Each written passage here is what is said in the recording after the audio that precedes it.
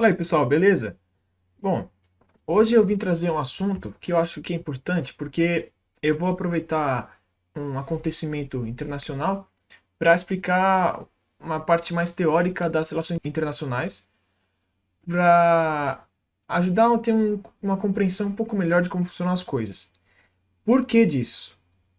Alguns dias atrás, o presidente Putin e o Lukashenko, que são os presidentes da Rússia e da Bielorrússia, fizeram alguns acordos de integração para estreitar ainda mais os laços entre os dois países, né? Que muita gente não entendeu o que estava acontecendo e começou a falar uma asneira muito grande, né? Por exemplo, falando que a Rússia quer dominar a Bielorrússia e voltar a ser a União Soviética, né? Expandir suas fronteiras e dominar os outros países, né? Até virar a União Soviética de novo, que é ridículo de se pensar, né? Assim, ah, é uma coisa pertinente se você falasse de outras formas, né? Mas falando da forma que o pessoal falou, assim, não dá. Então eu acho que, assim, é importante a gente trazer alguns aspectos teóricos para entender como que funciona na prática, né? Porque não são simplesmente teóricos, né? Eles acontecem mesmo. Então, eu vim explicar um pouquinho para vocês como que como funcionam os processos de integração econômica. Mas antes de começar o vídeo, também queria dizer que essa semana eu tive o privilégio, né, a honra de estar presencialmente com o comandante Robson Farinazzo e foi uma grande honra. E agora consegui pôr como parceiro do canal aqui, que eu descobri como faz, ele me explicou. Mais uma vez aqui, muito obrigado ao comandante por todo o apoio e toda a comunidade do canal Arte da Guerra também. Bom, agora eu vou explicar bem por cima, assim, só para dar um panorama mesmo, né? Em 99, os dois caras que eu acabei de citar, o Putin e o Lukashenko, eles já tinham se encontrado e eles, na verdade, eles criaram uma entidade supranacional, né? Ou seja, um órgão internacional acima dos dois estados, que seria como, vamos dizer assim, uma espécie de União Soviética, no sentido de ser o que seria, né, um governo acima dos governos dos dois países, né? Se chama União da Rússia e Bielorrússia. Apesar disso, ela não funcionou direito, né? Ela não conseguiu cumprir tudo que ela prometia e meio que ficou morta, tanto que quase ninguém conhece, né? Mas teve só um pouco de estreitamento ali econômico mesmo, que, vamos dizer assim, eu acho, na minha opinião, né? Que da parte de integração entre países é a mais fácil de fazer, entre aspas, né?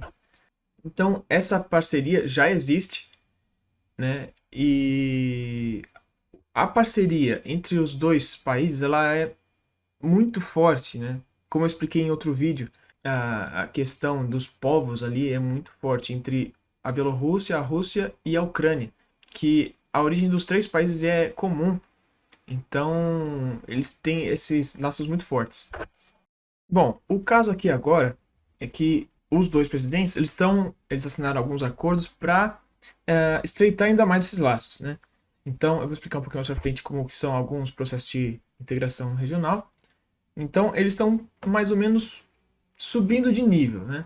O Putin explicou que o objetivo é criar um espaço econômico comum, que incluiria ou incluirá um único mercado de gás a partir de 2023. E também vai ter a criação de mercados únicos nos campos financeiro e energético.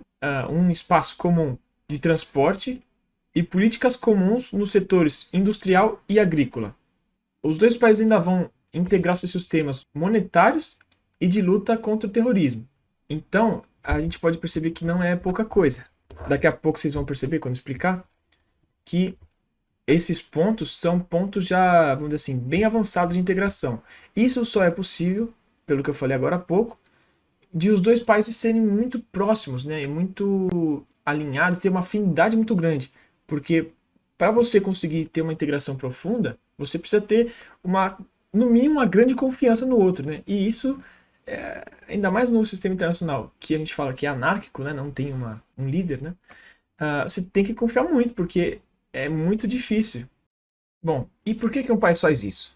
Né? Claro que é muito fácil de falar, é para melhorar a economia, né? Mas ah, depende de cada caso, as economias, elas vão ficar mais dinâmicas ainda, uma ajudando a outra, né? Então, por exemplo, o Putin, nesse caso aqui, ele acha que essas parcerias com a Bielorrússia vão aumentar a criação de empregos, beneficiar os setores comerciais dos dois países e vai aumentar a capacidade de exportação dos dois também.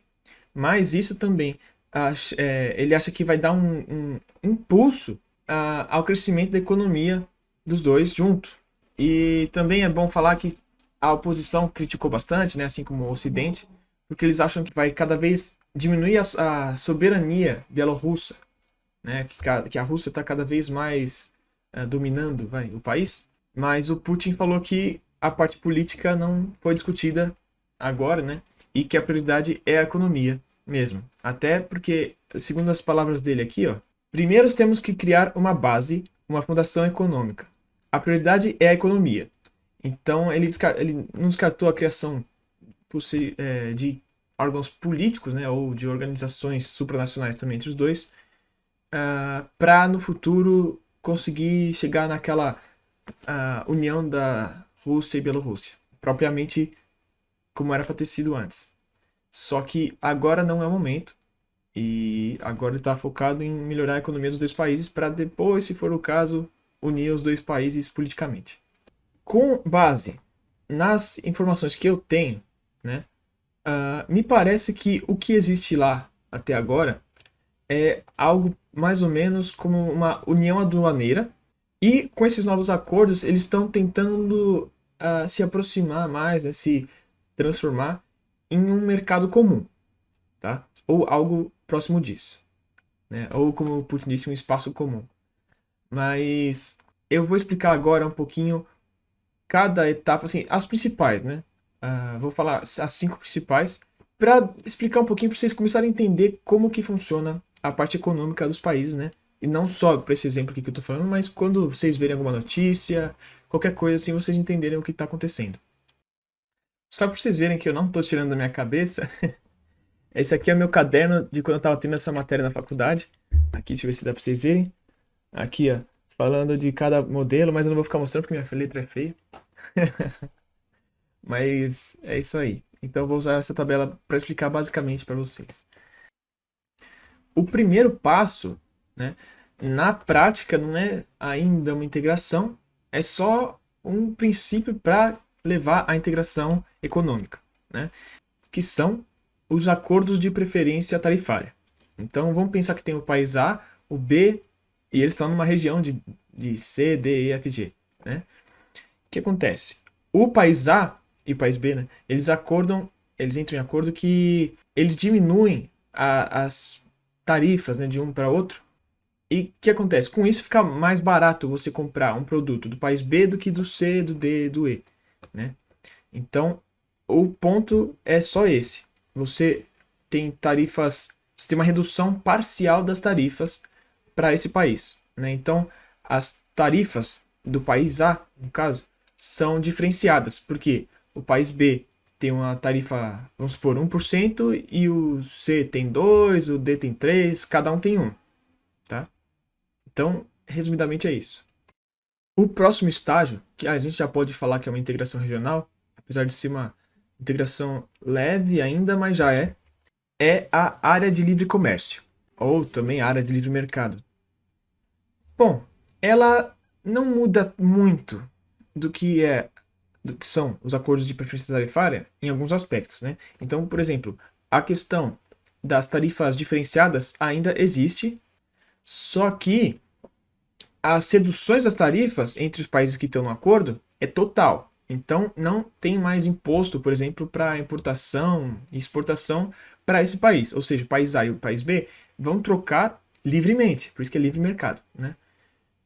Só que aí, por exemplo, ainda tem só para ficar mais claro o que é essa diferenciação de taxa. O país A cobra 2% do país C e 3% do país D. O B cobra 5% do C e 3% do D. Então, é meio que assim, cada um cuida do seu ainda, né? E também, para começar a mostrar que tem uma integração regional, eles têm uma política macroeconômica, né, cambial conjunta. O próximo passo é a união aduaneira.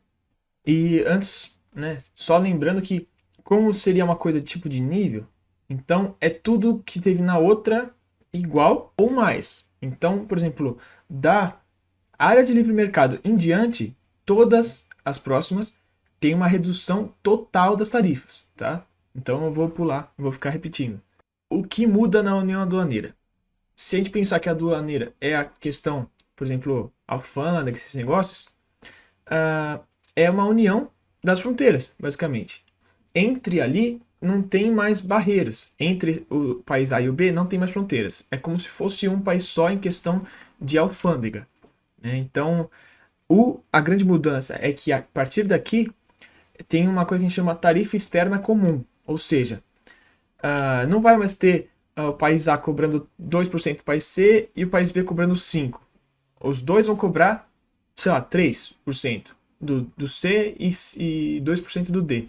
Né? Vai ser uma coisa comum. E a outra coisa é que agora vão existir políticas comuns, cambiais, fiscais e monetárias. Tá? Não é que vai ter a mesma moeda ainda, mas vão ter as mesmas medidas para, vamos dizer assim, não ter uma disparidade muito grande entre as duas moedas, né? No câmbio, essas coisas assim. Tá? E na fiscalização também. O quarto estágio é o mercado comum. E o que consiste? Assim como a União Aduaneira, ele é vamos dizer assim, mais ou menos próximo, só que um pouco melhor. Né? Melhor não, mais profundo, né? Porque, vamos falar assim.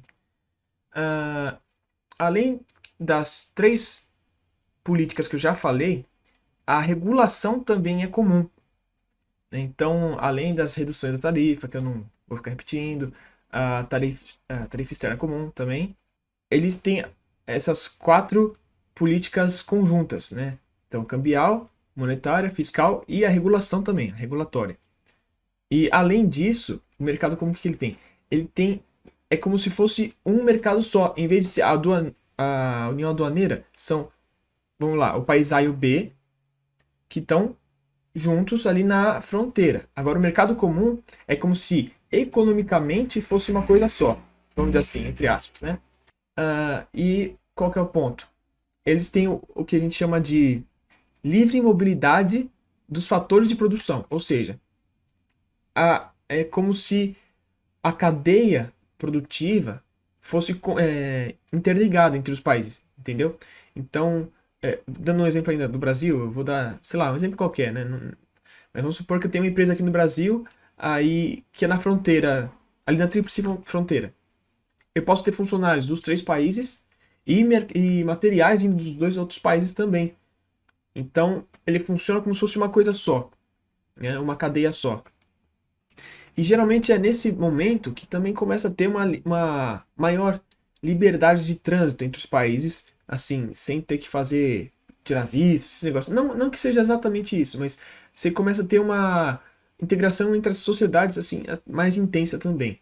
Né? Então, que nem nesse caso aqui da Rússia e da Bielorrússia, eles já têm, né, bastante isso, só que pelo que a gente viu, aqui é nesse momento que eu acho que ele está indo mais nesse sentido de ser um mercado comum. É claro, também uma coisa, gente, que isso aqui que eu estou falando são coisas assim, a base, mas cada caso ele tem suas peculiaridades. Né? Então vamos supor, pode ser que tenha um mercado comum que não tem algum ponto que eu falei, ou tenha vários outros além desses aqui. Né? Mas é só uma forma geral para ilustrar um pouco como funciona. Né? Mas voltando, pelo que a gente viu que o Putin falou que está sendo esse acordo, a gente pode dizer que é algo, né, como se fosse um mercado comum. Agora, o mais alto nível da integração é a união monetária. Só para ficar mais fácil de entender, a União Europeia é o maior exemplo, mais famoso, mas não é o único que existe no mundo, tá? Mas então vamos lá. Com tudo que eu já falei da União Monetária, pensa que é daí para cima, né, como eu já falei que é. E na verdade, muda pouca coisa assim nesses aspectos que eu tô falando. aqui com vocês, né? Claro que na realidade, na prática, é uma coisa muito mais profunda, mas o que muda do mercado comum para a união monetária está no nome já. É uma união monetária, é uma união das moedas, né? Porque no mercado comum, pensa aqui como que é no Brasil. A gente tem o real, a Argentina tem o peso, né? O Paraguai, acho que é o Guarani, e o Uruguai, sei lá, acho que é peso também e tal. Eles usam mais dólar, sei lá. Mas agora a União Europeia, todos eles usam o euro. Então é o grau mais profundo de integração, porque tem um órgão supranacional, né, acima de todos os governos, controlando o próprio dinheiro. E eles falam, ah, tá, isso aí não quer dizer nada. Só que isso é uma coisa extremamente importante, que, assim, além de questão de soberania em si, né, que não tem só esse problema, mas quanto mais integrado você tá, você vai cedendo um pouco da sua soberania. Então é uma coisa, por isso que eu falei que não é um pouco contestável, né? Eu acho que é bom, mas assim, você tem que estar com o pé atrás, né? Mas, continuando.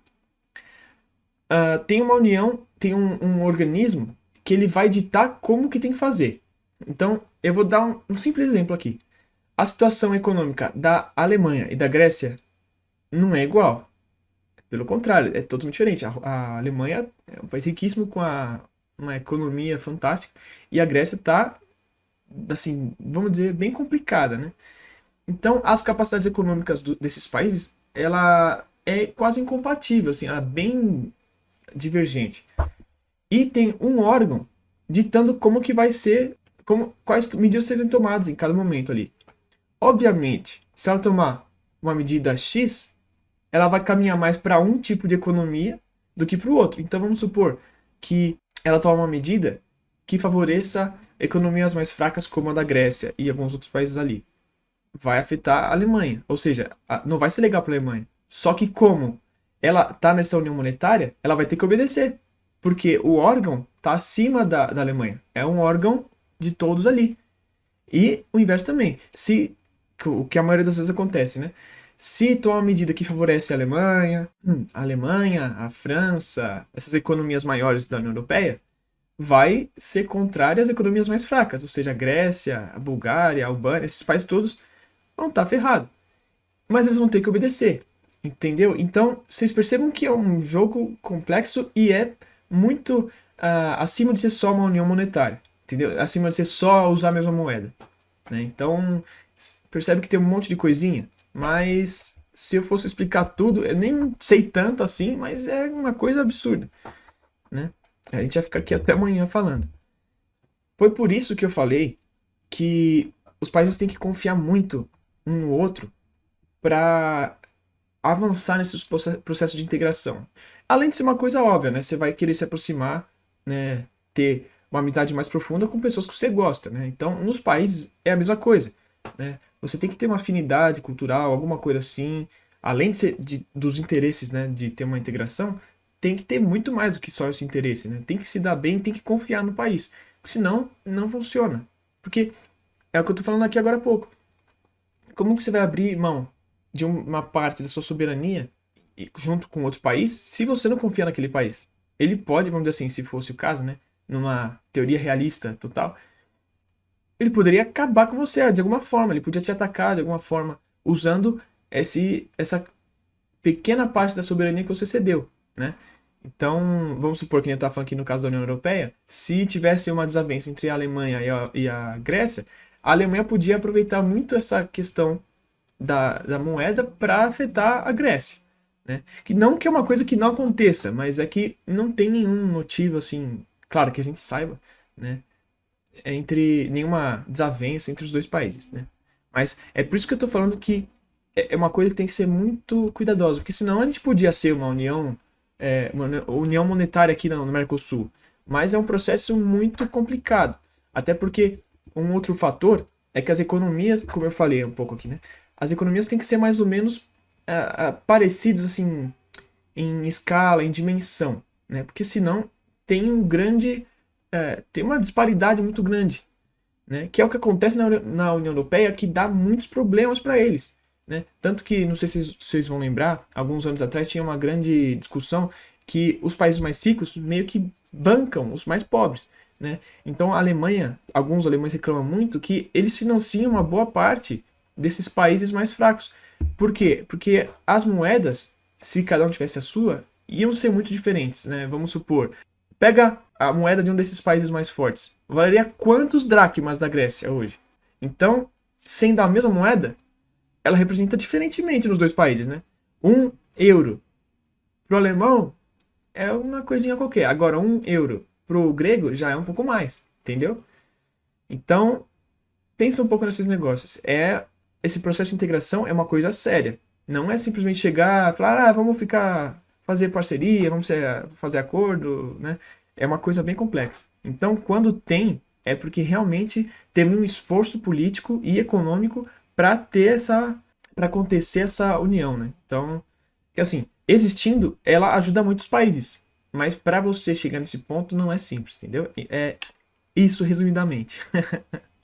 Mas por hoje é isso, né? Tentei trazer um assunto mais simples e eu aproveitei, né, agora para trazer esse assunto já explicando um pouco como funcionam também os processos de integração. E eu acho que deu para dar uma iluminada nesse assunto, né? Como sempre, se vocês tiverem alguma dúvida, façam a pergunta tranquilamente, sem problema nenhum, eu vou responder se eu souber, né? Ou se não, eu vou procurar a resposta e tentar ajudar. Ou tentar, talvez, pelo menos direcionar uma pesquisa, mas então é isso. Eu espero que eu tenha contribuído com alguma coisa para vocês. E como vocês já sabem, se ainda não foram inscritos no canal, se inscreve. Se você gostar desses assuntos, né? Se achar pertinente, dá o like, é que você vai ajudar bastante o canal. Como eu já acabei de falar, né? Dúvidas, mas também se você tiver alguma crítica, alguma sugestão e qualquer coisa, alguma informação legal que você quiser passar para as pessoas aqui também, deixa aqui no comentário. E, não menos importante, compartilhe esse vídeo com seus amigos, com sua família, com quem você achar que gosta desses assuntos também, que pode aprender alguma coisa com isso, né? Então, compartilhe esse vídeo, por favor. Espero que vocês tenham gostado e até o próximo vídeo.